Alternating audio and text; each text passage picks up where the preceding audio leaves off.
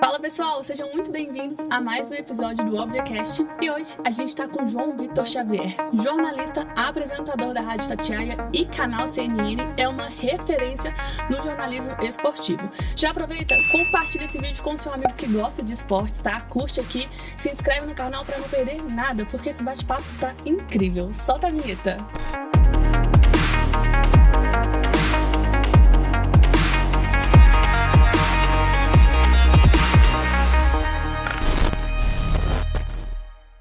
Grande João, obrigado pela presença. Você está aqui hoje, para nós, é como... Imagina o seguinte, você tira a carteira de motorista, o cara te entrega a carteira de motorista e fala assim, bom, seu primeiro papel agora é levar o Schumacher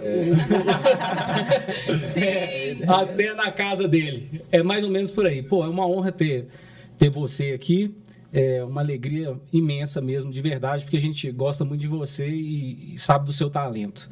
Mas vamos lá. Não tem nada disso não, rapaz. Você sabe. Eu tô longe de ser o Senna Schumacher, viu? Mas é um prazer estar aqui. Fico muito feliz aí pela oportunidade. Eu falei com o Léo, ele falou, vou trazer eu falei, a gente traz, fazendo esse podcast, né? Aí o Léo falou assim, eu vou ligar pro João para ver se ele pode vir. Eu falei, não, cara. Liga pro estagiário dele, ele conta as histórias do João pra nós, é mais fácil. Eu falei, não, vai o João. Eu falei, então tá bom, então vamos todo mundo rezar aí pra que tudo dê certo. E deu certo. E deu certo, graças a Deus. Mas vamos lá, João. Eu sei o seu time de coração. Será? Eu acho que eu sei. Eu fico pensando, você assim, muito próximo dos R's do Atlético, dentro da CNN, dentro da Itatiaia. Se algum momento, quando você passa ali na Via Expressa, que você tá voltando ali de Betim ou de Contagem, não dá aquele comichão, aquela tremida no coração e fala assim, será? Cara, o negócio mais engraçado dessa coisa de time, de torcida, é que o cara sempre acha que você torce pro time contra o dele. Então, o atleticano sempre acha que você é cruzeirense, o cruzeirense sempre acha que você é atleticano, o americano acha que você é tudo menos americano. Né? E assim, eu já vi das mais diversas manifestações. Às vezes eu chego, abro a rede social, tá lá o cara, esse atleticano desse João Vitor. E aí, logo embaixo, já vem uma outra mensagem, eu não suportei ouvir a babação de ovo, esse João Vitor é cruzeirense demais. Aí já vem um que fala assim, não, eu tive com o João Vitor numa festa, tenho certeza que ele é galo. Aí o outro, não, eu tive com o João Vitor, eu conheço ele lá de Caeté, todo mundo sabe, eu tenho certeza que ele é cruzeirense, e vai. Eu, na verdade, busquei uma linha de não identificação com o time logo no início da minha carreira. Primeiro, porque o torcedor confunde muito, né? Você fala, por exemplo, olha, o João Vitor é flamenguista. Qualquer coisa que você falar a favor do Flamengo já não vale nada, porque você está falando que você é flamenguista. E tudo que você falar contra, você perde o direito de falar, porque o cara às vezes acha que por você ser identificado com o time, você tem obrigação só de falar bem. Verdade. Então eu acabei não criando uma identidade com o time e acabo de uma maneira média geral, né? Porque ninguém é unanimidade, que bom que não é. Acabo tendo um respeito legal das duas torcidas, quando elogio, compreendem, quando critico também compreendo. Claro que tem muitas exceções, hoje em dia com rede social, a agressividade está muito mais aflorada, né? O cara acha que tem o direito de desancar, de desqualificar, de se respeitar. Faz parte da vida. Sim. Vamos seguindo e tá tudo bem. Você tá brincando. Eu tinha certeza que você era cruzeirense. Eu confesso que eu estava feliz. Só venho certeza. Se fosse valendo o dinheiro aqui agora, eu casaria semzinho. Você é o quê? Eu sou atleticano. É sempre assim, tá vendo? O torcedor, você é o quê? Cruzeirense, claro. E você acha que eu torço pra quem? Eu sabia que era o Cruzeiro, assim, eu tinha essa... Esse negócio sabia ótimo. Eu sabia ótimo. Eu sabia ótimo. Mas até onde eu imaginei era cruzeirense, por causa do Rodrigo. Então a influência dele. É porque a influência, talvez. Exatamente. E você torce pra quem? Eu torço pro Galo. E você acha que eu torço pra quem? pro Galo também. Gostaria de Então, viu? Nós já temos uma divisão aqui na mesa. Mas se fosse pra verdade. escolher. Se fosse pra escolher. Eu já escolhi. Eu escolhi torcer pro Vila Nova. Quem não tem esse problema? As pessoas falam, pô, mas por que você virou Vila Novense? Eu escolhi ser Vila Novense. Não tem esse problema, não tem dor de cabeça. O Vila quase não joga. Então, quase não jogando, quase não perde. E, cara, você sabe que isso começou meio como brincadeira, né? Como eu optei nessa rivalidade monstruosa de Atlético e Cruzeiro. Eu optei por não me posicionar de um lado e comecei a brincar com esse negócio. Eu sou Vila Nova. Acabou que eu virei mesmo, gosto do Vila, vou lá assistir os jogos, levo meu filho e é ótimo torcer pro Vila. A gente chega em Nova Lima, eu paro lá né, vou comer frango com quiabo, torresmo, costelinha com nobis, tropeiro, vou passando nos botecos lá de Nova Lima, vou comendo, sou cheio de amigo na torcida do Vila e acabou que pude ajudar muito o Vila. O Vila teve perto de fechar as portas, né? Teve um momento muito difícil quando caiu para o módulo 2 e aí pude ajudar muito o Vila, juntei pessoas ali para ajudar, empresários que toparam patrocinar o Vila e acabou que virou mesmo. Hoje eu tenho um carinho enorme pelo Vila, acompanho, vou nos jogos e foi uma opção de vida. Eu optei por ser vilanovense, que me dá muito menos dor de cabeça. Com certeza. Não, eu ia perguntar o seguinte, voltando lá atrás, na sua adolescência, até a definição de ser jornalista, eu não sei se eu li em algum lugar ou vi em algum lugar um escritor, um músico dizendo o seguinte: enquanto eu sonhei em ser astronauta, eu virei músico. Hoje eu sou um artista consagrado.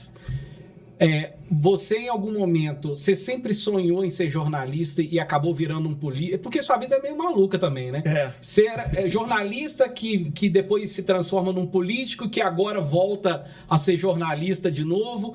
Tem alguma coisa disso? Ou você sonhou em ser jornalista e acabou virando político? Ou o contrário? Na verdade, sonhar mesmo, eu sonhava em ser jogador de futebol.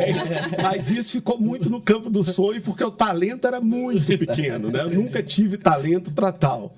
E aí eu sempre me identifiquei muito com o esporte, eu sempre gostei muito do esporte. A minha vida sempre foi muito próxima do esporte, né? Eu, desde muito garoto, desde muito menino, eu sempre gostei muito de consumir esporte, de acompanhar. Então, eu era um menino, das lembranças mais remotas que eu tenho na minha vida, eu nasci em 82. Então, eu lembro da Olimpíada de 88. Eu morava aqui em Belo Horizonte, foi um período que minha família veio morar aqui.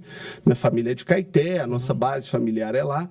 Mas num período da minha infância, minha família veio morar aqui em Belo Horizonte. Eu morava ali no Nova Floresta e estudava no Colégio São Miguel Arcanjo. E eu me lembro que a Olimpíada de 88 foi em Seul, então era aquele tipo de Olimpíada que para nós brasileiros é de madrugada, né? E eu me lembro de eu acordando de manhã para ver a Olimpíada. Menino de 6 anos. Menino de 6 anos normalmente não é muito ligado nisso. Eu me lembro como se fosse hoje uma crise de choro que eu tive porque o Brasil foi eliminado no basquete. E eu adorava o Oscar. Eu era fã. Os meus 2 primeiros ídolos não foram do futebol.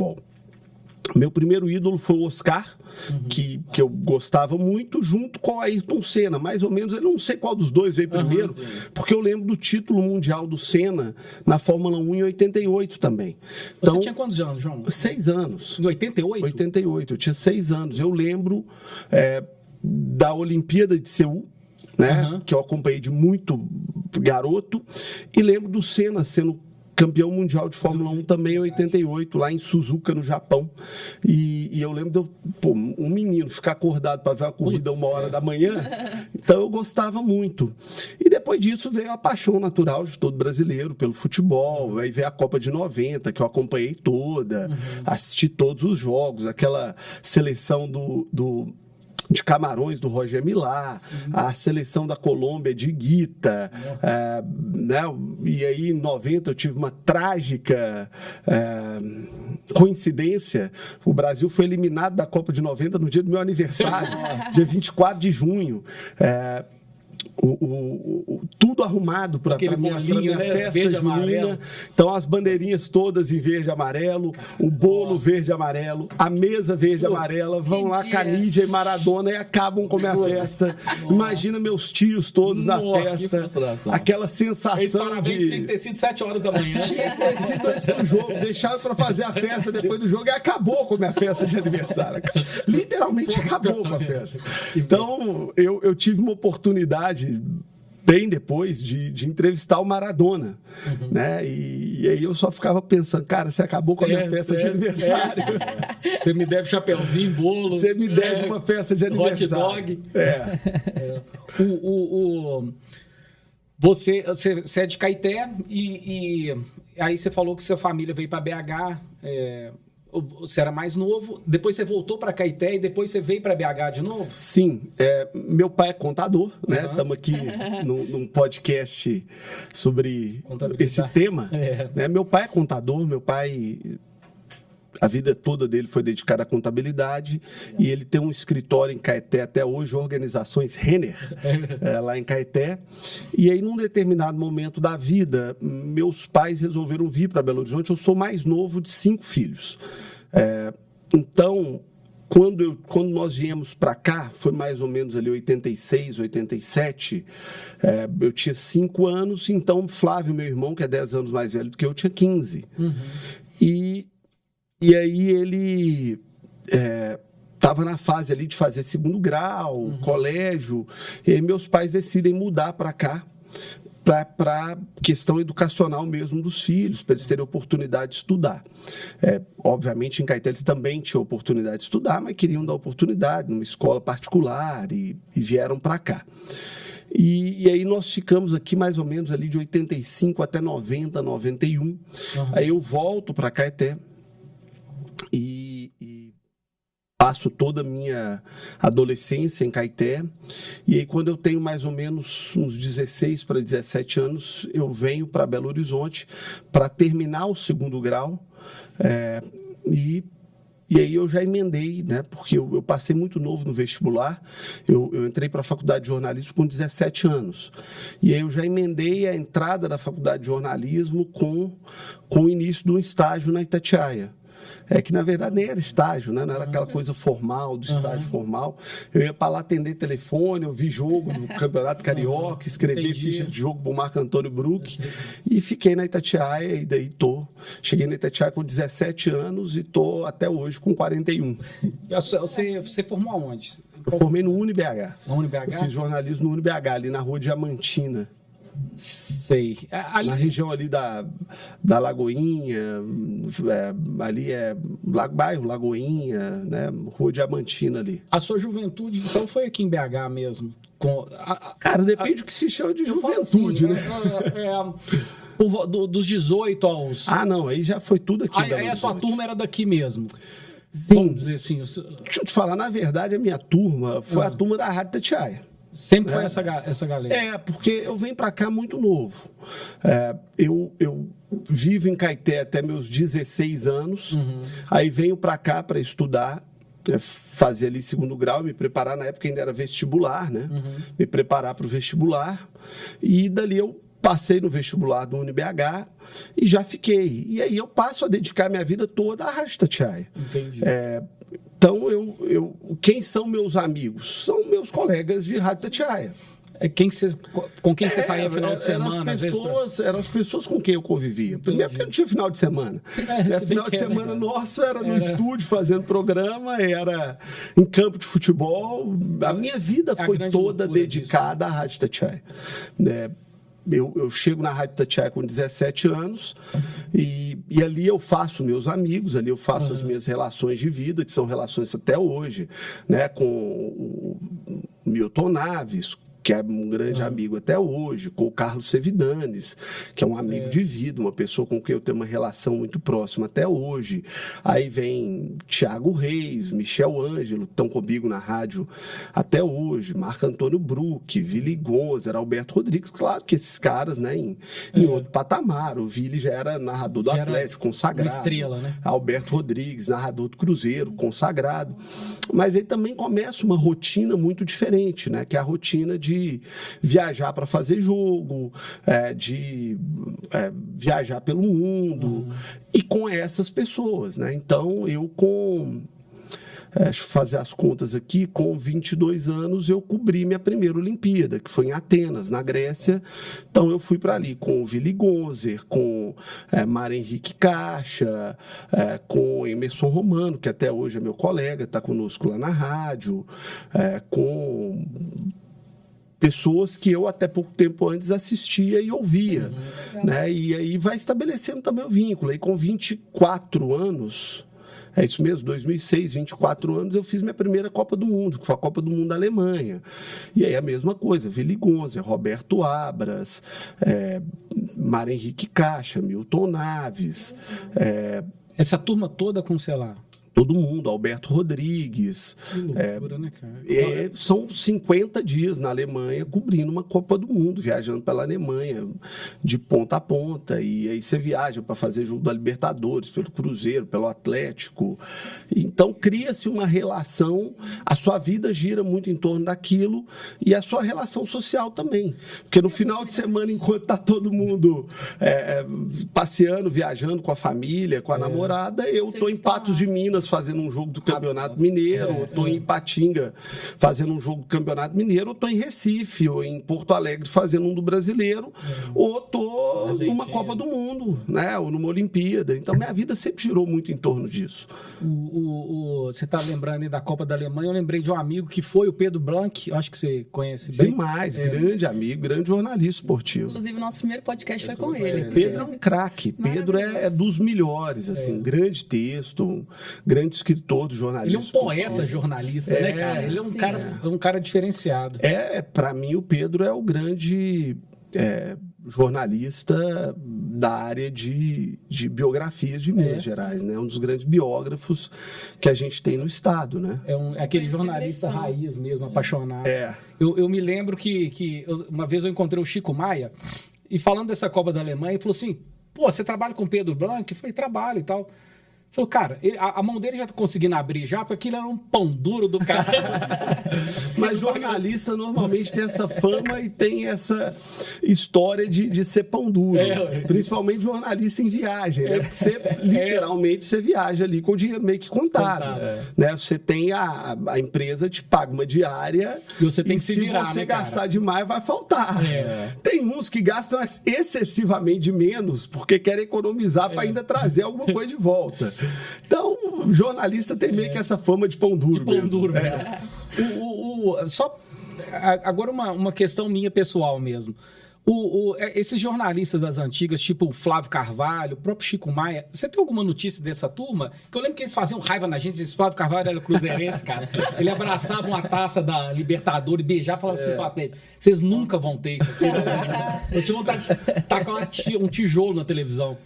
Eu continuo tendo contato com todos, porque todos ainda vivem muito no meio. Então você encontra, às vezes, no estádio, às vezes numa cobertura. O Chico Maia é um cara muito presente em coberturas internacionais.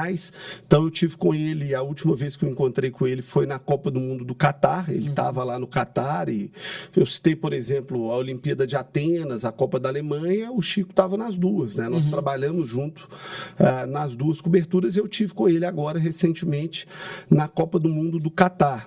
O Flávio, eu falo com ele sempre pelo telefone. Ele tá bem, cara? Tá bem. Flávio... Ele sempre troca mensagem, um corneta, né? De primeira qualidade, tá lá ouvindo o programa, ele tá falando alguma coisa do Cruzeiro e começa a mandar as cornetadas dele. Mas são pessoas que foram muito importantes para a minha geração como jornalista, né? Você tinha muito poucos produtos na época. Hoje você liga a televisão, você tem ESPN, Fox, Paramount, Sport TV 1, 2 e 3, ESPN 1, 2 e 3, a CNN agora com esporte, você tem Globo Esporte, você tem Alterosa Esporte, você tem tudo. Quando eu era garoto, quando eu tinha ali 9, 10, 11 anos de idade, que é a idade que a molecada mais é apaixonada com futebol, você tinha o Minas Esporte. Você tinha a Rádio Itatiaia, né, fazendo esporte. Você tinha o Minas Esporte. Depois foi começar o Alterosa Esporte. Eu já era mais adolescente, caminhando para a idade adulta. E você tinha o Globo Esporte, aquele caixotão que vinha do Rio de Janeiro, com o Léo Batista falando de futebol carioca, de futebol de São Paulo. De vez em quando saía alguma coisa do futebol mineiro. Mas onde você ouvia sobre o futebol mineiro? Minas Esporte. Você tinha ali Flávio Anselmo, você tinha Chico Maia, você tinha Edmar Oliveira, você tinha Zé Luiz Gontijo, uma época, Valdir Barbosa. Coragem para dizer a verdade. Oswaldo Faria, durante uma época, participou do Minas Esporte. Aí entra uma equipe grande da Itatiaia no Minas Esporte, né? Que entra o Oswaldo Faria, entra Roberto Abras, entra... A equipe da Itatiaia participa mais ativamente ali do Minas Esporte, né? Mas você tinha uma turma ali que foi a história mesmo do Minas Esporte, né? Que foram Valdir Barbosa, Chico Maia e o Flávio Anselmo, Flávio Carvalho e Edmar Oliveira. Esse era o elenco ali do Minas Esporte. E durante anos... E que foi a turma que nos levou o futebol mineiro, onde a gente via o debate de verdade sobre o futebol mineiro. Né? E como a gente sofria, cara, porque o Chico não tinha argumento, cara. Todo dia o Cruzeiro ganhava, era um título. Saudades. E a gente não tinha nada pra falar, cara. O máximo que a gente podia falar era assim, a nossa torcida é maior, a gente empurra eles no estádio, nós somos mais apaixonados do Brasil. Data roleta. Isso aí, era desse naipe, mas era o que tinha, né? Mas tinha uma coisa curiosa nessa época, né, do futebol. O Cruzeiro ganhava muitos títulos nacionais e internacionais, mas se você pegar nos anos 90, o Atlético ganhava muito mais jogos do Cruzeiro. Isso. Então, meio que o atleticano comemorava as vitórias e era meio que assim, o Cruzeiro ganha tudo, mas do Galo não ganha. E o cruzeirense fala assim, pouco importa ganhar do Atlético, eu sou campeão da Libertadores, eu sou campeão da Copa do Brasil. Então, a rivalidade foi meio que nutrida desse jeito, porque o Cruzeiro ganhava muito mais títulos, inegavelmente. O Cruzeiro ganha 2 Supercopas, depois ganha uma Copa do Brasil em 93, depois ganha uma Libertadores em 97, e com times muito competitivos. E o Atlético teve ali as 2 Copas Conmebol, mas que não tinha tanto valor na época, né? E o torcedor não valorizava, que era uma injustiça, porque o equivalente hoje a ganhar a Copa Sul-Americana. Mas o Atlético ganhava muitos jogos do Cruzeiro, né? E, então a rivalidade era meio que nutrida nisso, né? Nesse sentimento de uma disputa ali entre os dois e cada um com seu argumento. Obviamente, o argumento do torcedor do Cruzeiro era muito melhor, porque estava ganhando títulos grandes, mas o torcedor do Atlético sempre foi muito aguerrido. Muito aguerrido. A gente falava... Carimbamos sua faixa, filho. Cala a boca. E, João, você mencionou ter participado de diversas coberturas internacionais, né? E a gente queria saber o que mais chamou a atenção de você lá fora, referente, né, à prática do esporte e tudo mais, que a gente pode trazer aqui para dentro dos nossos eventos esportivos também, em relação à tour, à tecnologia, né, às maneiras como lidar realmente com o processo, enfim. Esporte é um grande negócio, né? Sim. Meu programa hoje na CNN fala muito sobre isso. E o esporte é um grande negócio e cada vez mais ele será visto como um grande negócio.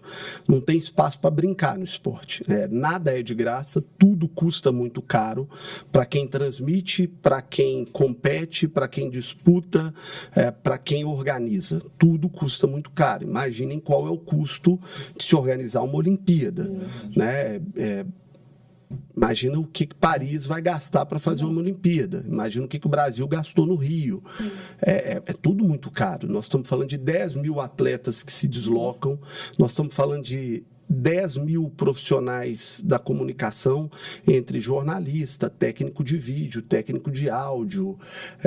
Nós estamos falando de equipes de apoio de aproximadamente 20 mil pessoas.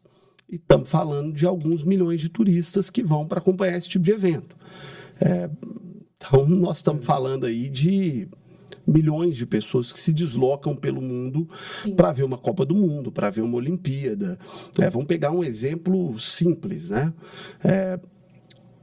Todo final de semana você tem um deslocamento gigantesco de torcedores Brasil afora para ver campeonato brasileiro. Né? Vem jogar Corinthians contra o Atlético aqui. Vão vir ali 2 ou 3 mil corintianos para assistir esse jogo, às vezes do interior de Minas, às vezes de São Paulo. Então, o cara é corintiano, mora em Poços de Caldas. Ele pega o carro e vem para Belo Horizonte assistir o Corinthians. E o contrário também acontece.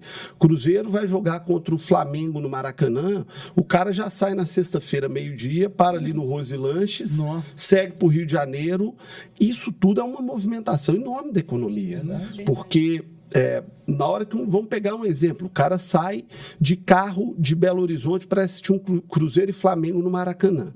O cara está gastando combustível, o cara vai parar ali, como eu brinquei, na Cabana da Mantiqueira ou no Rose Lanches, vai deixar um dinheiro lá. O cara vai gastar com um Airbnb ou com um hotel no Rio de Janeiro. O cara vai na Lapa assistir um pagode, um samba, um show. Sim. E vai deixar mais um dinheiro. O cara vai para a praia, ele vai comprar o mate, ele vai comprar o biscoito Globo, ele vai almoçar, ele vai comprar. Isso tudo vai girando a economia. E tudo em torno do esporte. Porque o cara vai estar no Maracanã às 4 da tarde para assistir um Flamengo e Cruzeiro. Né? O Atlético está na Libertadores. Quantos e quantos atleticanos estão viajando o continente para assistir o Atlético jogar?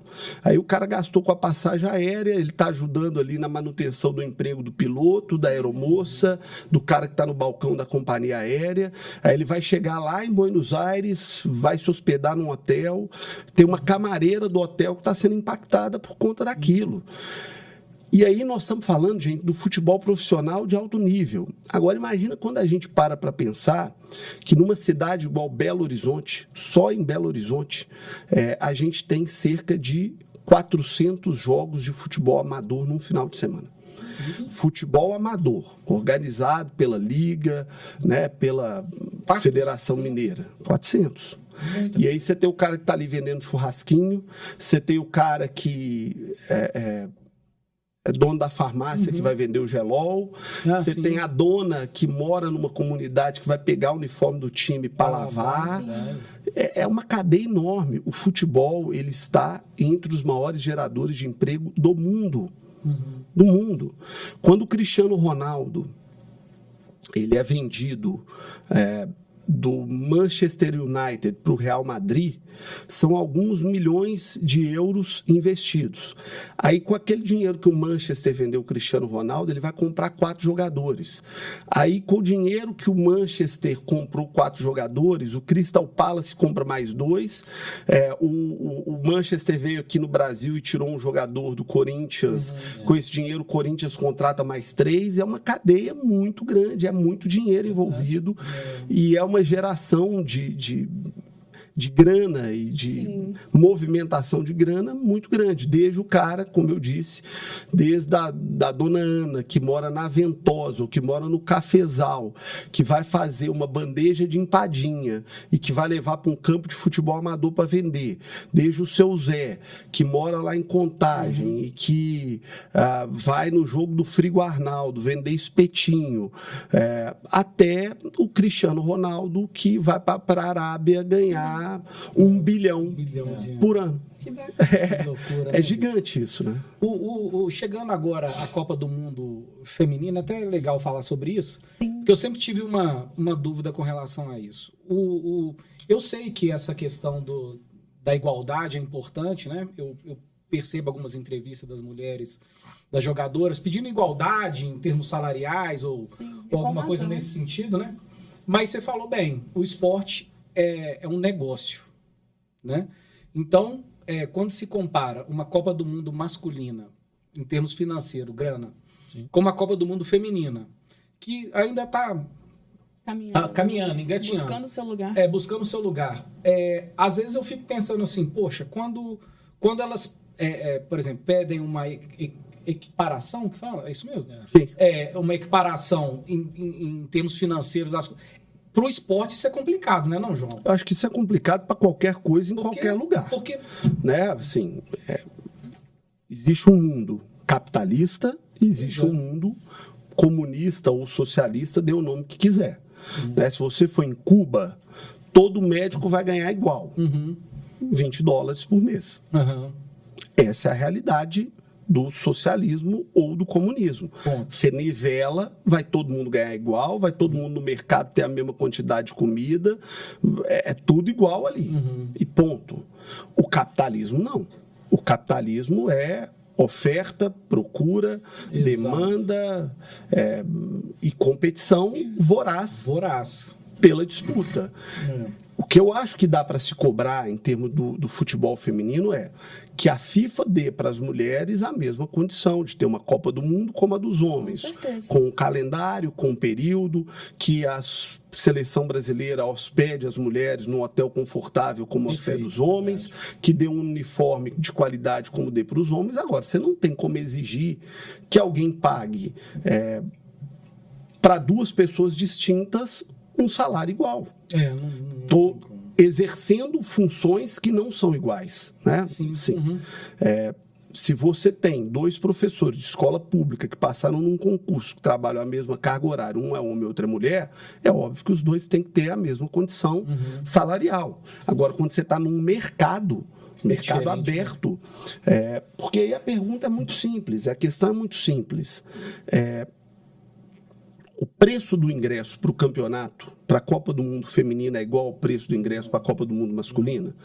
O preço do ingresso para o jogo feminino do Real Madrid é o mesmo preço do ingresso para o jogo masculino do Real Madrid? As pessoas pagam a mesma coisa. O preço que as TVs pagam para a transmissão da Copa do Mundo feminina é o mesmo que pagam para a transmissão da Copa do Mundo masculina? Sabe? Então, assim, não adianta romantizar. Não adianta você criar um romantismo. Olha, tinha que... Sabe onde que o futebol feminino é mais forte do que o masculino? Nos Estados Unidos. Lá o futebol feminino é mais forte do que o masculino. Então você tem grandes públicos, você tem uma grande presença de torcida, você atrai uma visibilidade muito grande. Então, na média, as mulheres são melhor remuneradas. 4 títulos de Copa do Mundo nos Estados Unidos, né? Exatamente. Então você tem, né? Eu não tenho como querer que um show do João Vitor valha o mesmo que o show da Madonna, porque nós temos que ganhar igual. Não, a Madonna é uma grande artista. Ela é uma popstar mundial. Ela lota estádios, ela vende milhões ou bilhões de discos, de singles, de sei lá o quê. Aí eu vou falar o seguinte: não, eu resolvi ser cantor, eu acho que eu tenho que receber o mesmo que a Madonna. Não, a Madonna é muito melhor do que eu. Eu sou cantor e eu acho que agora tem que ser igual, eu tenho que receber o mesmo que a Adele. Eu sou agora bailarino, eu acho que tem que me pagar por uma apresentação de balé o mesmo que pagam para Ana Botafogo, ou pagaram. Não, eu não sou a Ana Botafogo. A Ana Botafogo é muito melhor do que eu. Então, assim, eu resolvi jogar vôlei. Né? Eu tenho que ganhar o mesmo que a Sheila ganha. Não vou ganhar o mesmo que a Sheila ganha. A Sheila é bicampeã olímpica, ela é muito maior do que eu, ela é muito melhor do que eu. Então, isso é das pessoas, isso é dos atletas. Né? Gente, isso é do mercado. Isso é do eu costumo dizer o seguinte, por exemplo, e eu acho que as mulheres vão chegar lá com relação ao futebol. Porque, por exemplo, eu acho que um patrocínio de vôlei, por exemplo, ou de tênis, o masculino e o feminino, eu acho que eles caminham meio que bem próximo, né? O tênis, o vôlei, o basquete eu não sei, mas tudo que a mulher ela consegue fazer de forma... esportes teoricamente masculinos, mas que ela ocupa o lugar, eu acho que chega um momento... Eu só vou discordar de você nesse termo. Esporte teoricamente masculino não existe. Esporte é esporte. Né? Serve para homem, serve para mulher.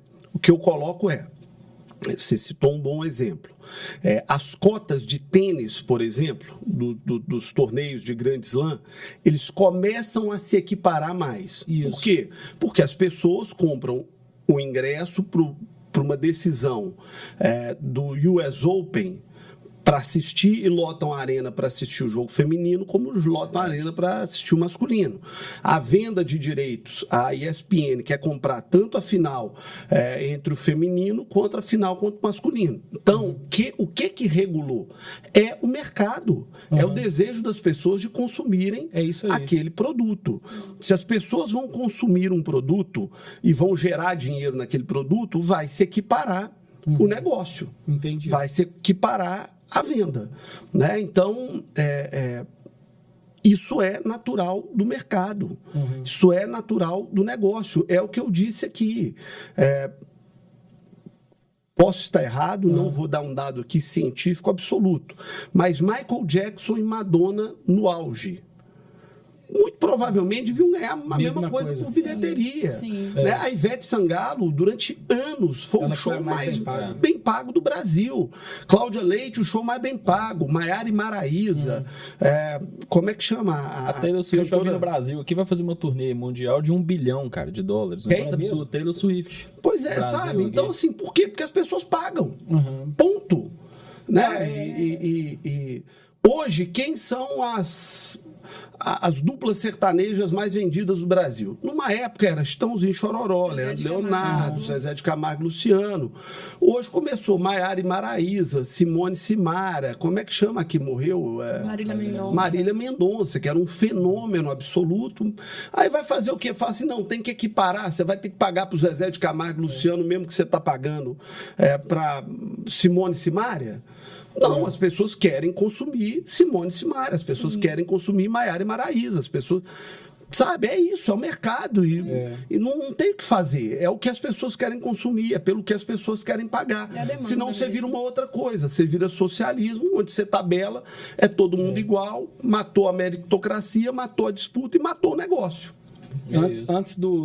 Agora, isso vale para o showbiz e vale também para o esporte. Não adianta a gente romantizar a questão do esporte e falar o seguinte, olha, tem que pagar o mesmo pro Neymar e para Marta, sendo que isso não vale na hora que você vai para um outro showbiz que está ali do lado, que é o do entretenimento, porque esporte também é entretenimento. Eu acho que a Marta é muito mais relevante para a história do esporte brasileiro do que o Neymar, muito mais. Muito mais. Agora, quantos milhões de pessoas param na frente da TV para assistir um jogo da Copa do Mundo masculina e quantos param para assistir da Copa do Mundo feminina? Eu acho que eu canto tão bem quanto a Taylor Swift. Agora, ninguém paga pro João Vitor que paga pra Taylor Swift cantando. O salário do João como cantor é assim, fica calado que a gente paga. Nós vamos pagar 10 milhões. Cara, é show business, é negócio, é entretenimento e essa é a regra do jogo. É da vida. E falando de negócio, assim, de Copa do Mundo que a gente tá falando, como é que você enxerga, assim, se há um benefício, há um legado em sediar as Olimpíadas e a Copa do Mundo? No Brasil, você enxergou que teve esse legado de alguma forma, João? Cara, tem coisas boas e tem coisas ruins. Eu acho que o Brasil aproveitou razoavelmente bem a Copa do Mundo porque o Brasil renovou o seu parque de estádios. Aqui eu não estou entrando no mérito de que teve corrupção, são discussões diferentes. Teve, é um problema grave, lamentavelmente teve, que as pessoas que erraram, que respondam, que paguem por isso, ponto. Vamos para a página 2. Quando se fala estritamente de esporte, do legado para o esporte, o Internacional tem um estádio novo, o Grêmio construiu na época também tem, o Palmeiras tem, o Corinthians tem. Então, Porto Alegre, que tinha 2 estádios velhos, hoje tem 2 estádios novos. São Paulo, que tinha o Morumbi e tinha o Pacaembu. Hoje tem Morumbi, o Pacaembu está sendo reformado, porque senão perde a capacidade de competição. Ninguém mais levava nada para o Pacaembu. Então, para se tornar viável de novo, está tendo que ser reformado. E o presidente de São Paulo, recentemente, já me disse que o Morumbi vai ter que fazer a mesma coisa, porque também perde capacidade de competição. Corinthians e Palmeiras com arenas novas, e o Santos já está falando fazer a sua, porque senão também perde a capacidade de competir. Belo Horizonte, o Mineirão, estádio novo, Independência, estádio novo, o Atlético construiu o seu estádio, porque começa a haver a outra competição, que é a competição de clubes que têm estádios, como é que eles potencializam muito mais grana, então teve que fazer o seu. Fonte Nova, na Bahia, um novo estádio, Castelão novo, então você deixou um legado. Um novo momento ali de arenas esportivas muito mais qualificadas, que te permitem disputar o esporte em outro patamar. na Olimpíada, e infelizmente eu acho que foi muito mal aproveitado. Eu acho que o Rio de Janeiro trabalhou muito mal, cometeu erros gravíssimos. Eu conheço alguns parques olímpicos no mundo e acho que as opções do Rio de Janeiro foram péssimas. O Rio de Janeiro deveria ter reestruturado a sua área portuária, né, como Barcelona, por exemplo, fez. Levar a Olimpíada lá para casa do chapéu, longe pra cacete, lá no final, depois de Jacarepaguá, como diria aquela música do J Quest, Jacarepaguá é longe pra caramba. Levaram para depois de Jacarepaguá, ainda o Parque Olímpico do Rio de Janeiro, que é completamente descolado do dia a dia do carioca. Completamente descolado do dia a dia do carioca, longe de tudo, ou de quase tudo. A outra lá na região de Deodoro também é muito longe, lá na extrema zona norte do Rio, divisa com a zona oeste. Acho que eles tiveram erros horrorosos. Eu acho que eles tinham que ter feito ali um projeto para que depois ficasse ali um legado de estádio para Botafogo. Botafogo até ficou, né, com o Engenhão. Até a parte de moradia lá, de instalação dos jogadores, hoje é meio que abandonado lá, cara. Eu acho que o Rio de Janeiro errou em tudo. Eu acho que o Eduardo Paes foi muito infeliz no projeto olímpico do Rio, principalmente quando eu comparo, por exemplo, com o de Barcelona, que refez a cidade e revigorou a cidade. Ele levou para muito longe. Claro que ele, como prefeito, vai vir com o discurso: olha, levei para regiões que precisavam. Acho que ele errou, né, nas opções que ele fez. E acho que ele foi muito seduzido por um desejo de desenvolvimento imobiliário que alguém tinha naquela área ali. E acho que errou. Mas também aqui estou sendo, né, apontando engenharia de obra pronta. É muito fácil. Ele era o prefeito da cidade. E acho até que o Paes é um bom prefeito para o Rio de Janeiro.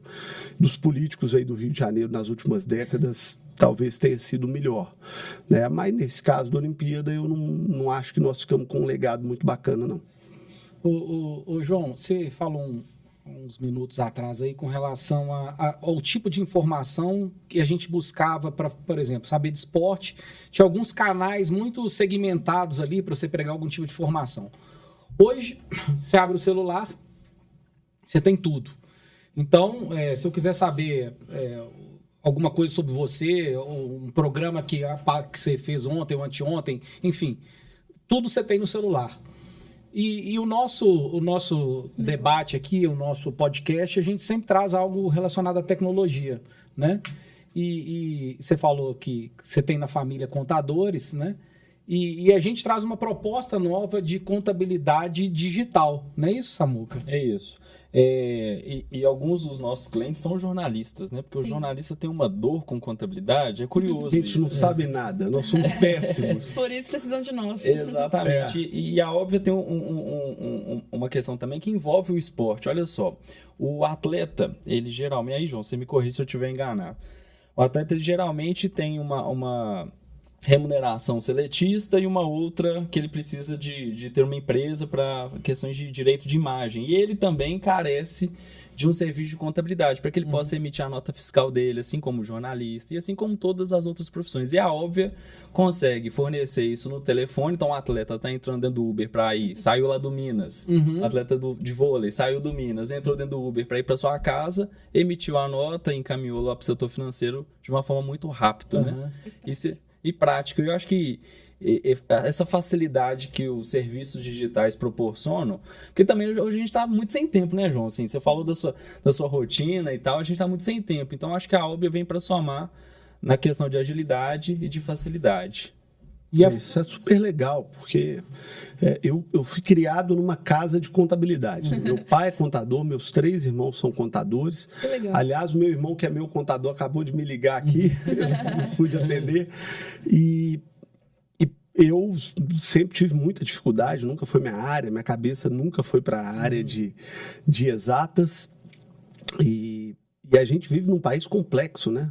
Tá vindo aí a reforma tributária. Sim. Gente comum igual eu torce para que venha uma reforma tributária para a gente pagar menos imposto e para ser mais fácil calcular o imposto. Com Porque certeza. é uma confusão. Eu brigo com o meu irmão todo Arcabouço. mês. Eu falo, Fred, como é que pode? Por que você tá me mandando mais boleto de imposto para eu pagar? Fala, não, mas esse é aquele imposto que vem de 3 em 3 meses.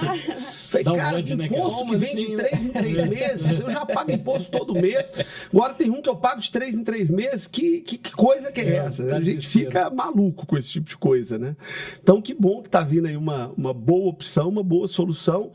Tem muitos jornalistas que tem parte do seu pagamento em PJ, porque ali tem uma publicidade que faz para uma empresa, são garoto propaganda, o cara tem o salário dele ali CLT, mas ele é garoto propaganda de uma empresa, ele faz um trabalho terceirizado como PJ, né, de uma outra empresa, de clientes externos, às vezes da rádio que ele trabalha, da TV, do jornal.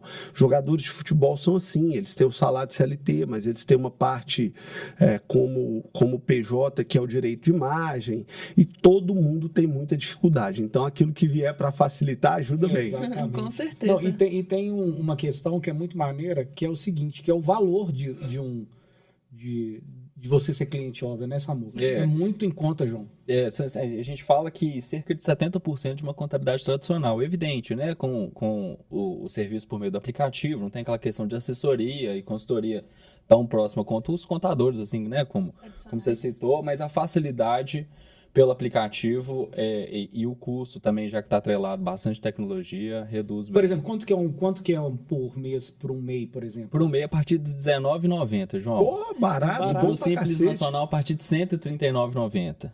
É Muito muito bom, acessível. muito Enquanto bom. em outras contabilidades é cerca de meio salário, um salário mínimo, não é? Mais ou menos nessa Então faixa. você paga aí 100 conto, você tem uma contabilidadezinha ali no Seu celular, segue a de vida boa. tranquilo. Isso é muito bom, isso ajuda muito e resolve muito problema de gente como eu, que não nasceu para contabilidade. É isso aí. A gente fala o seguinte, que o grande receio das pessoas quando a gente fala do aplicativo de contabilidade, fala, pô, eu vou fazer minha contabilidade, é isso mesmo? Pelo aplicativo? Não. É mesmo quando o aplicativo de banco. Isso. Né? Você vai fazer um depósito, você não tem que saber qual é a forma. Não. Você só faz uma transferência ou faz um Pix, a forma que aquilo... Você só solicita, Você né? só solicita, né? A contabilidade aqui no celular é a mesma coisa. Mas, para além disso, João, tem a parte social também da contabilidade. Né, Samuca? Você estava falando, eu achei curioso, até anotei, João. Olha só, você citou sobre o futebol amador, né? Que a dona Ana lava o uniforme, a moça do churrasquinho. Cara, eu acho incrível. Sim. Porque uma vez que você se torna um MEI, você tem acesso ao benefício da guia DAS. Uhum. Você paga a contribuição ali cerca de R$70, R$80 por mês. E garante a aposentadoria para esse profissional que lavou a roupa, para a dona do churrasquinho. E proporciona dignidade, sabe, João? Eu acho isso incrível, cara. E acho que uma outra coisa também que não abre a questão da disputa e da concorrência com a contabilidade tradicional, Não, porque sim. acaba sendo um acesso para quem sequer tinha Perfeitamente. acesso à contabilidade, né? É um mundo diferente, é uma realidade diferente, porque o MEI, por exemplo, o microempreendedor individual, esse cara ele não tem acesso, ele não vai ter uma contabilidade. Não vai. Que é a questão que você citou do banco digital. Às vezes o cara não era nem recebido num banco tradicional, o cara nem entrava num banco tradicional, e hoje ele tem acesso ali da casa dele, ele abre uma conta e entrou para um mundo formal que vai facilitar muito a vida dele para muita coisa, que é a questão de um aplicativo como esse de contabilidade. A pessoa, às vezes, ela não tem nem acesso, ela nem sabe que ela pode ter, ou ela não vai ter dinheiro, porque vai custar muito caro para ela. Para o escritório formal, às vezes, não vai compensa, valer a cara. pena, não faz sentido. Né? Então, que bom. E essa pessoa ficava solta aí, né, cara? No mundo. Desamparada, né? Assim. Desamparada. Ô, João, eu queria só voltar um pouquinho, a gente vai chegando mais pro fim do nosso bate-papo aqui, mas é só para eu queria entender um pouquinho a sua transição do jornalismo para a política. Como é que isso aconteceu, cara? Eu comecei no jornalismo muito novo, né? Eu comecei no jornalismo garoto, com 13 anos eu comecei a escrever no jornal de Caeté. E eu sempre gostei muito de política, desde menino eu gostava, na época de eleição eu ficava animado, feliz, podia ser eleição municipal, queria conhecer os candidatos a prefeito de Caeté, vereadores, colecionava santinho. Ali para mim era uma festa, uma alegria, né? E aí eu começo uma carreira como jornalista e construo a minha trajetória na Itatiaia, mas sempre participando como cidadão do processo cívico, do processo democrático eleitoral. Eu nunca fui alguém que apenas escolhia em quem votar. Quando eu escolhi alguém em quem votar, eu me sentia escolhendo também quem eu defenderia e quem eu pediria voto. E eu sempre gostei disso. Então, eu participei de uma eleição de deputado, que eu pedi voto para uma candidata amiga minha, uma pessoa que eu gostava muito, gosto muito, né? Hoje já não mais disputa a eleição, mas é uma pessoa que eu gosto muito. Na minha cidade, dei 500 votos para ela lá, que era uma votação legal, uma votação expressiva, até hoje muito, né? Quando alguém ajuda a gente com 500 votos numa cidade... Beija, ele abraça, carrega. E daquilo ali eu fui desenvolvendo gosto, me aproximando. Na eleição seguinte, aí já, como eu dei 500 votos para a pessoa numa eleição, na eleição seguinte já veio um monte de gente me pedir apoio. E eu falei, cara, eu gosto disso, eu quero ir além, eu quero ajudar minha cidade, eu quero ajudar meu país, eu quero deixar uma contribuição. E aí eu fui conversar com o professor Antônio Anastasia, que na época era vice-governador do estado, disse a ele que eu queria muito que a cidade de Caeté, que era a minha cidade, tivesse um deputado estadual. Sabará, que é do lado, tinha eleito um deputado estadual, o Vander Bosch, que hoje é até prefeito de novo da cidade.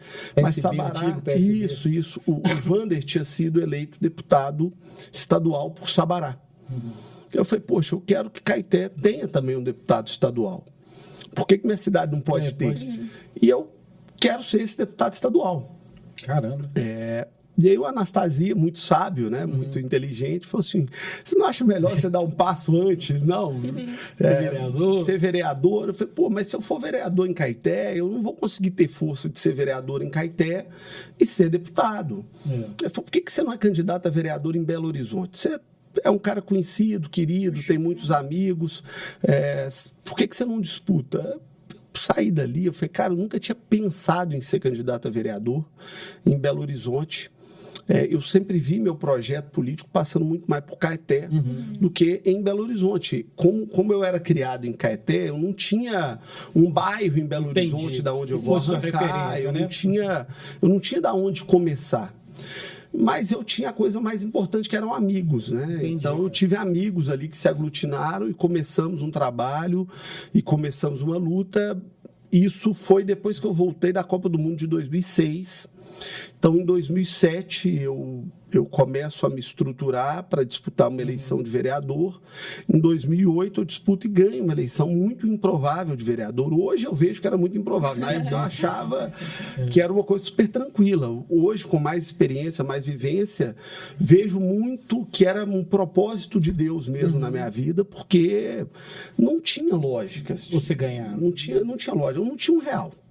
Eu não tinha grupo político, eu não tinha um bairro, eu não tinha nada, eu não tinha de onde arrancar para ganhar uma eleição. Não tinha rede social, essa coisa de novo. Não tinha essa força que hoje tem de rede social, de você sair xingando um lado ou xingando o outro para ter voto.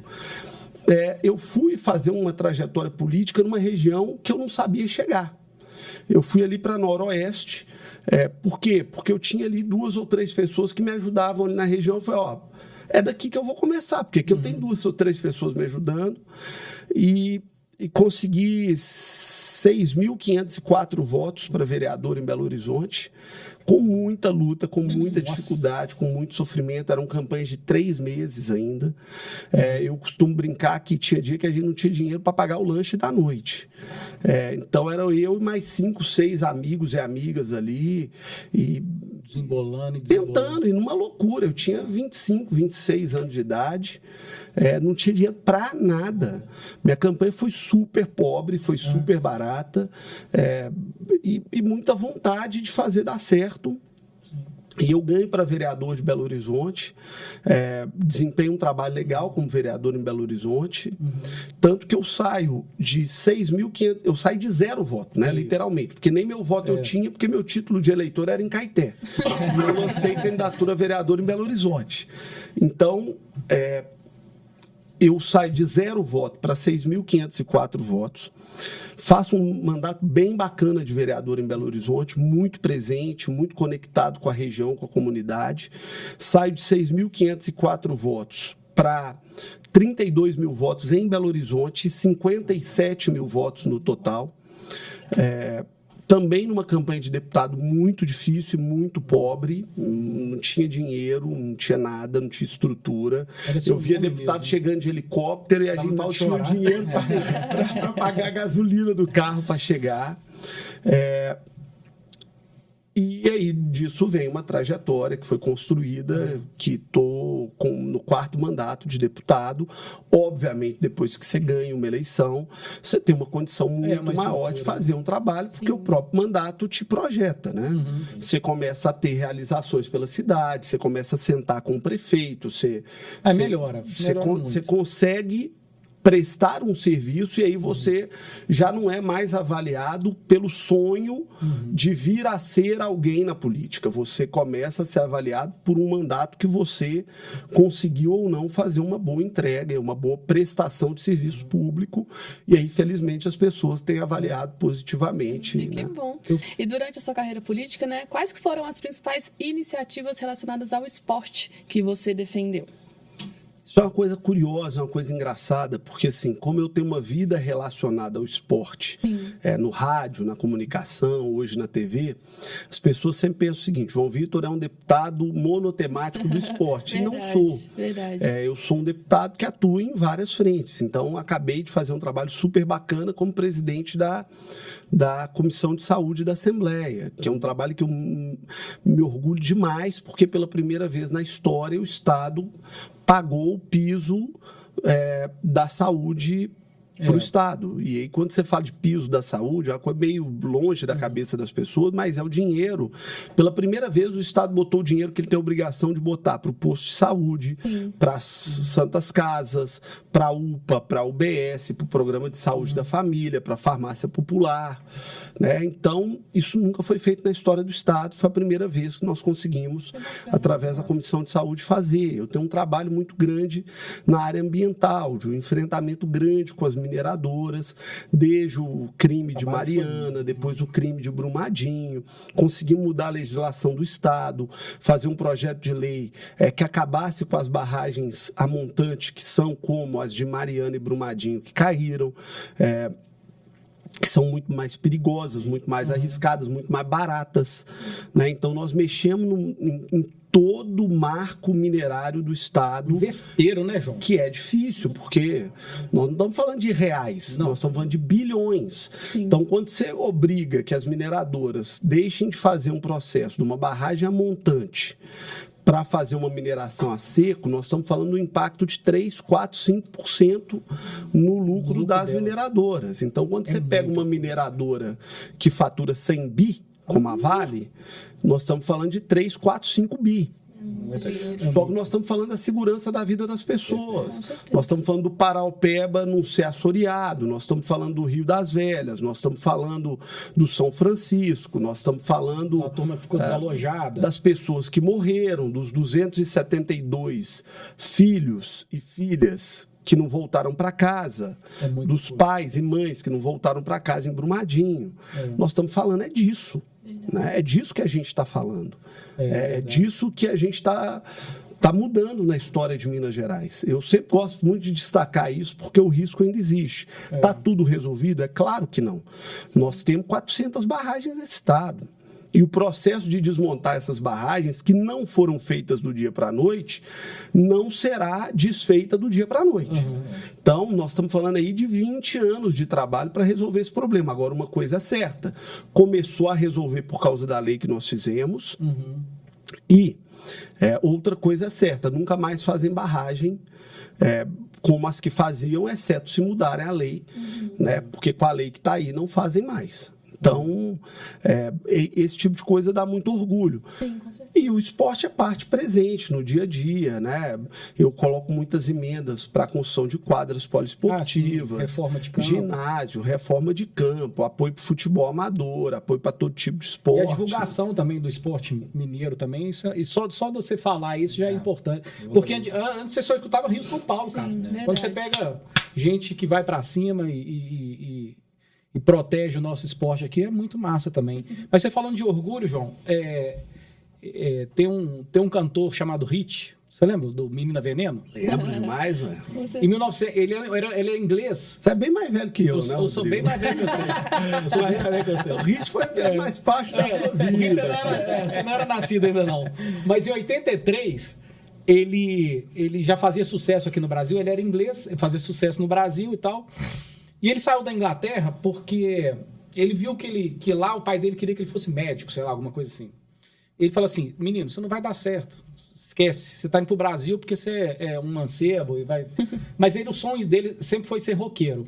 E aí ele veio pro Brasil, fez um sucesso do caramba com esse Menina Veneno, e o pai dele veio visitar porque ele tinha uma neta. Aí diz ele que tava em casa, e ele falou assim, pai, eu tô indo num programa chamado Chacrinha, e eu queria que você me assistisse na televisão aí e tal. O pai dele falou, tudo bem, eu vou te assistir e tal. Aí foi no Chacrinha e recebeu, e ele não sabia, mas ele recebeu um disco de ouro, como 1 milhão de cópias vendidas do Menina Veneno. Aí ele chegou em casa, o pai dele falou assim, cara, isso é de ouro mesmo?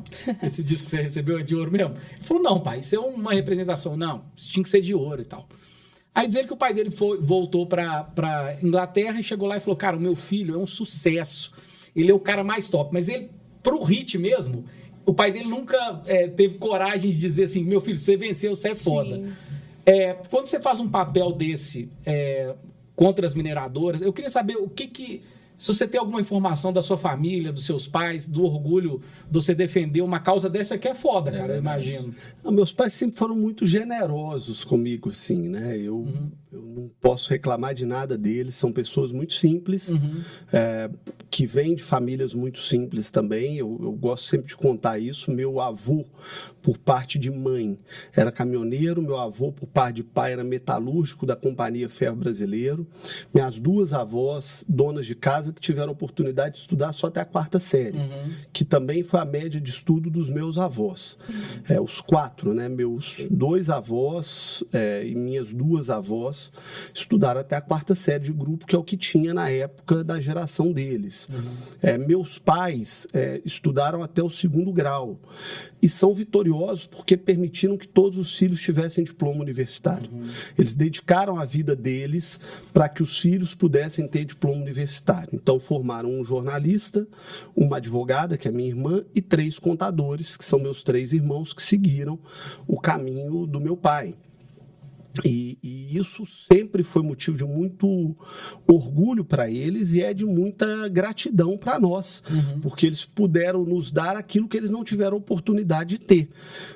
Como eu tenho certeza que lá na época dos meus avós, vê-los formando no 2º grau foi motivo de muito orgulho e de muita alegria, porque também meus pais puderam ter o que meus avós não tiveram. Sim. Certamente, quando meus pais formaram no 2º grau, quando minha mãe formou em magistério e meu pai formou em técnico de contabilidade, aquilo ali era uma vitória enorme para um caminhoneiro como a dona de casa e para um metalúrgico como a dona de casa, porque eles estavam avançando mais, né? E meus pais sempre foram muito generosos, porque sempre foram pais que incentivaram, que apoiaram, que acreditaram, que ajudaram em tudo. A minha mãe, quando eu fui pedir emprego na Itatiaia, minha mãe ficou sentada comigo de 8 horas da manhã a 4 horas da tarde na porta da Itatiaia. Cara, esperando. Eu era um menino de 17 anos, né? Para que eu pudesse ali pedir uma oportunidade de trabalho. E eu sei o tanto que os 2 sacrificaram. Imagina um contador, né? Estamos aqui com profissionais da área, de uma cidade do interior, criar 5 filhos e bancar escola, bancar educação, bancar alimentação, bancar lazer para 5 filhos. Então, eles abriram mão de muita coisa para que a gente pudesse. Não é aquela coisa da família rica que dá tudo de bom para o filho, mas aquilo ali não muda em nada o padrão de vida do milionário. Né? Entendi. Não. Para eles nos darem um padrão de vida, de estudar, de comer bem, eles diminuíram o padrão de vida deles. Houveram sacrifícios. Muitos. Meu pai e minha mãe, eles foram sair do país, eles já eram idosos. Meu pai já era adulto, muito adulto, já devia ter perto de 50 anos, e minha mãe, primeira vez que ela foi sair, já era idosa, né? Quando eu pude levá-los. Né? Meu pai foi trabalhando, mas já devia ter ali na casa de uns 50 anos. E minha mãe foi, né, junto com ele, deve ter o quê? 10 anos, né? Quando eu já tinha uma condição mais legal, que eu pude levá-los para passear e para conhecer a Europa, Estados Unidos, América do Sul. Porque a vida deles foi trabalhando para pagar a conta de filho. Né? Então, eles sempre foram muito generosos e são generosos também no trato. Né? Sempre tiveram muito carinho, muito orgulho, e sempre demonstraram muito orgulho da conquista de cada um dos filhos. Bom, cara, fico feliz. E nesse processo da mineração, eles sempre tiveram muita preocupação, né? Porque sabiam que era uma briga muito dura e muito difícil. Né? O enfrentamento da política não é fácil, porque a gente contou aqui a parte boa, né? Ganhou a eleição, isso, mas ninguém conta quando o adversário político vai jogar bomba na porta da sua casa, ninguém conta quando uma mãe acorda e vê um monte de panfleto falando que o filho é bandido, é ladrão, é safado, porque isso é o que acontece na briga política. Você sendo ou não sendo, os seus adversários fazem isso. Né? A sua mãe está em casa e recebe um vídeo de WhatsApp falando um monte de mentiras sobre o filho dela. Né? Já arrumaram processo que eu nunca tive, já arrumaram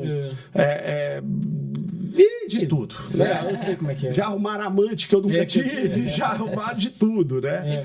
Então, isso machuca as pessoas, né? Porque a mentira machuca muito.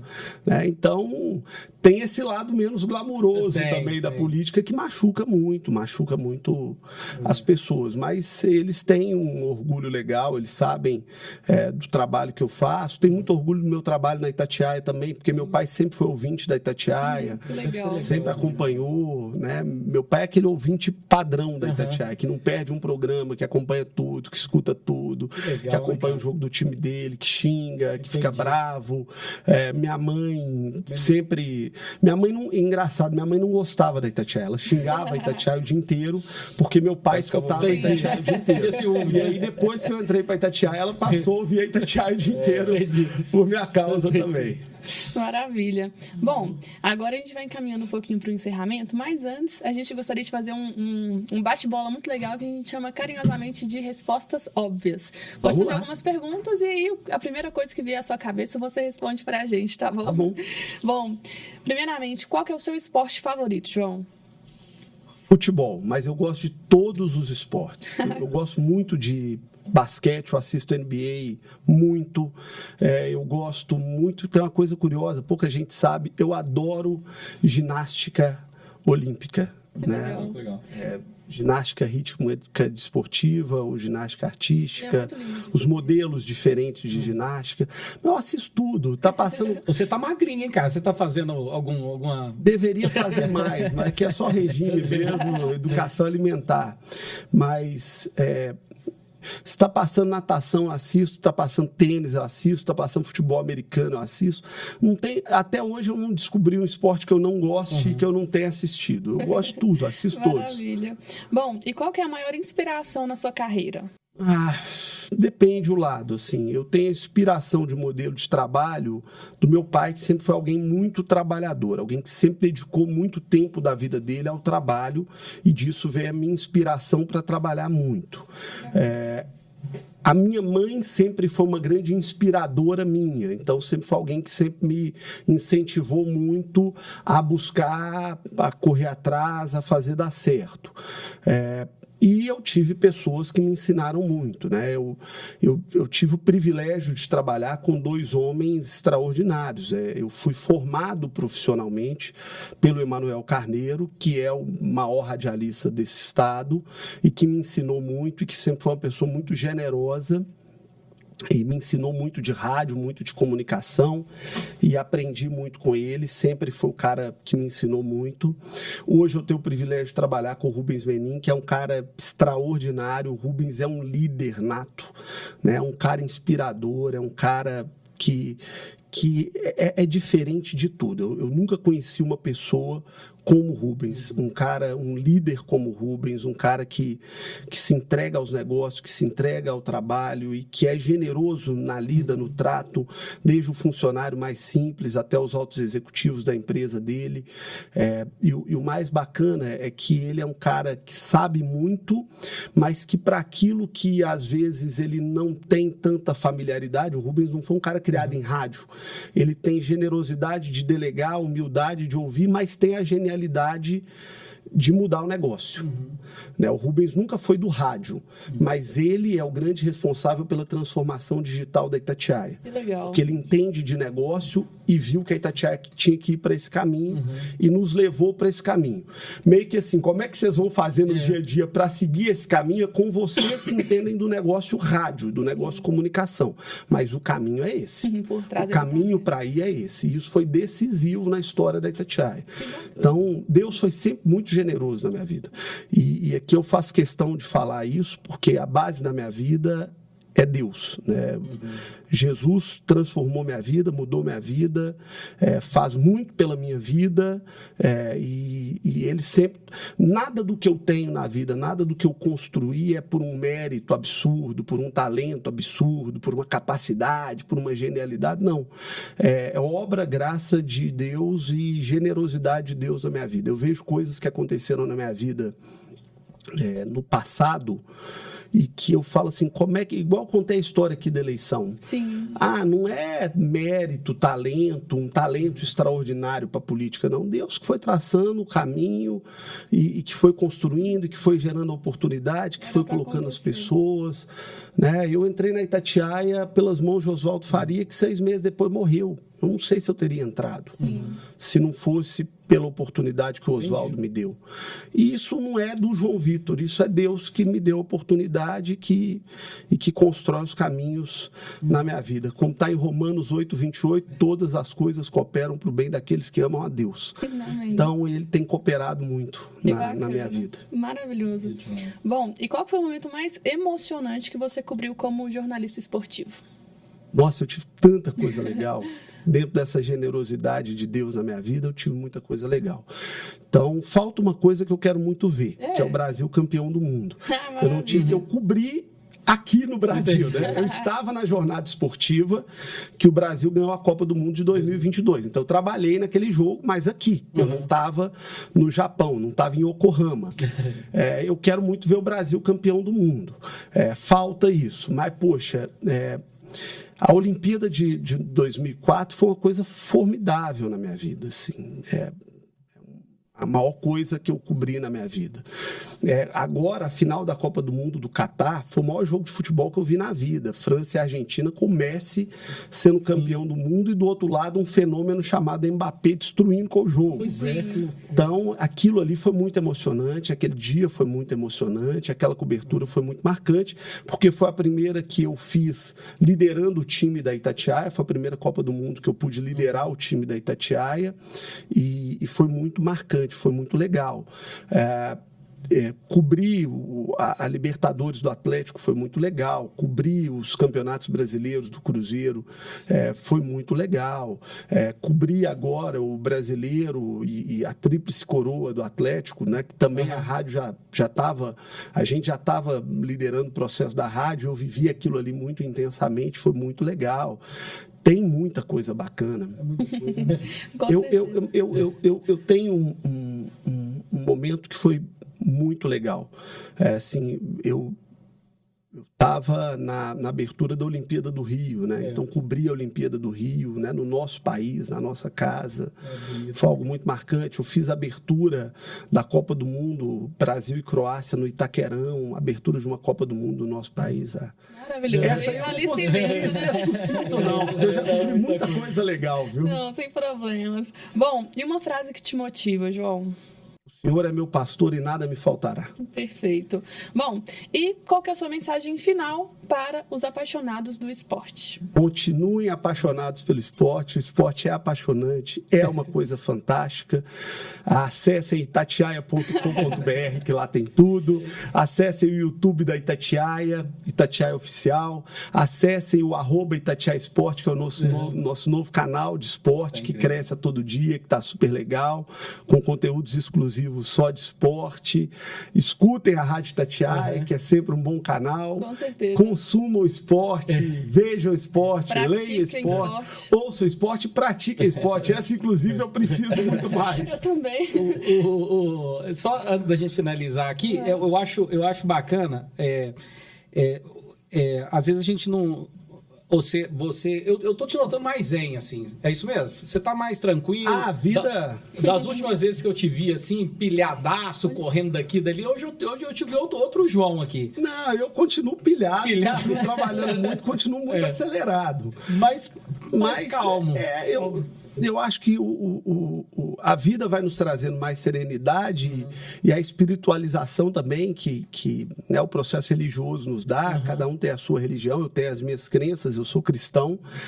Isso acaba nos ajudando muito também, nos confortando e nos acalmando muito também. Não, é maneiro demais, porque eu falo isso porque às vezes a gente, nessas correrias da sua vida aí, muitas vezes a gente esquece do quão importante você é para a vida das pessoas, né? O Léo mais cedo falou a respeito de uma mensagem na Itatiaia, enfim, e uma vez eu estava em casa, isso deve ter mais ou menos talvez uns 5 anos ou 6, e era um dia de semana, e minha sobrinha estava comigo lá, e eu estava esperando os pais dela chegar do trabalho, porque depois a gente ia para o Outback, que era aniversário dela, alguma coisa assim, e ela estava sozinha comigo em casa, eu esperando, ela olhando para minha cara, tipo assim, vai ter aniversário ou não vai? Eu falei, calma que vai. Mas aí eu falei assim, mas vai ter aniversário, eu tenho certeza disso, porque alguém vai te dar os parabéns no rádio. Aí ela falou, como assim vai me dar os parabéns no rádio? Eu falei, vai, segura aí 2 minutos. Será que tá pegando aí o microfone? Acho que você colocar pega, né? Esse jogo vai definir o primeiro colocado no grupo do Atlético na semana que vem. Voltando então a Libertadores. A trilha do meu programa. De ressaca, feliz torcedor atleticano comemorando mais um título do campeonato mineiro. Um abraço, boa semana. Até a próxima, João. Valeu, Thiago. Ressaca boa, positiva. Campeão tem que comemorar. Tá feliz da vida a massa atleticana, como a Beatriz Arregui, atleticana aniversariante do dia, sobrinha do meu amigo Rodrigo Arregui, tá feliz da vida. Uma coisa do Cássio Arregui de presente. Não perguntei isso não. A família Arregui tem muita tradição no jornalismo. Isso aqui, cara, isso aqui tem uns 5, 6 anos. Então, assim, ela me abraçou. Falei, tá vendo? Seu pai tá chegando, nós vamos pro Outback, tá tudo certo. Qual que é o título que o Galo tinha vencido, você lembra? Nem lembro, cara. Tinha sido um campeonato mineiro. E outra coisa, é parente do Cássio Arregui? Parente do Cássio. Você? Sim, sou parente. É a mesma família Arregui? A mesma família, Cássio, sim. Do Cláudio. Do Cláudio. Família tradicional no jornalismo, com muita gente boa, muita gente competente. A turma tá no Galo lá.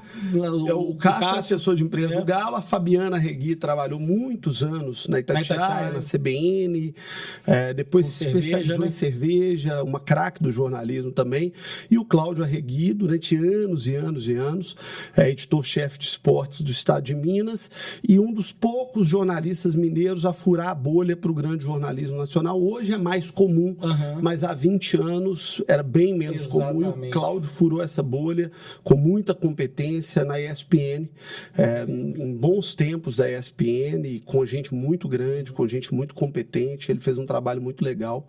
Família Arregui é muito competente. Obrigado. Mas é isso aqui, cara. É pra gente... as coisas que você fala, que você deixa, às vezes passa batido, você fala assim, isso não é nada e tal, mas marca, porque tem 6 anos isso, é por isso que a gente bota tem 6 anos que a gente bota no 6 mandatos, quantos mandatos, João? 4. Tem 4 mandatos que Maravilha. a gente Obrigado. gosta muito do João. João, para te agradecer por esse bate-papo, foi incrível, né? A gente gostaria que, em nome Toda a equipe da Óbvio do Opa! Overcast, deixar uma lembrancinha pra você. Vou te contar um negócio. Sabia que eu faço coleção de caneca? É mesmo? Sério? Olha a coincidência. Eu também Onde eu adoro. vou, em qualquer lugar do mundo que eu vou, eu compro caneca. Minha mulher já me xinga, fala, não cabe quero ver mais mais. Onde é que caneca. você vai botar mais caneca? Eu falei, não sei. Eu também Minhas adoro. canecas estarão aqui, essa vai pra minha coleção. E essa terá um significado especial desse Muito obrigado, dia. com muito carinho, vou guardar com muito carinho e vai fazer parte da minha coleção. Dá pra de você tomar caneca. vinho aí, hein, João? Opa, tomo tudo. Beleza. Pode mandar garrafa de vinho também. Boa, anotado. Bom, você falou há pouco das redes sociais da Itatiaia. Deixa as suas redes sociais pra galera te acompanhar. Ah, que bom, obrigado. Viu o que vai acontecendo? A gente vai ficando tão apaixonado com a empresa que esquece da gente. Sim. O meu Instagram é o @JoãoVitorXavierBH. Instagram, @JoãoVitorXavierBH. O meu Twitter é @JoãoVitorXavier. E o Facebook também é @JoãoVitorXavier. Então, quem quiser, é até bacana, eu respondo, eu participo. Claro que não olho tudo, né? Mas boa parte eu participo. Junto. Maravilha. Beleza, show. Show de bola. Obrigado, viu? Obrigado Muito vocês. obrigado, João. Foi muito bacana esse bate-papo. E, enfim, em breve tá lá no ar pra você poder ver junto com a gente também, junto com o pessoal de casa. Obrigado. Vou colocar nas minhas redes sociais. Valeu. Maravilha.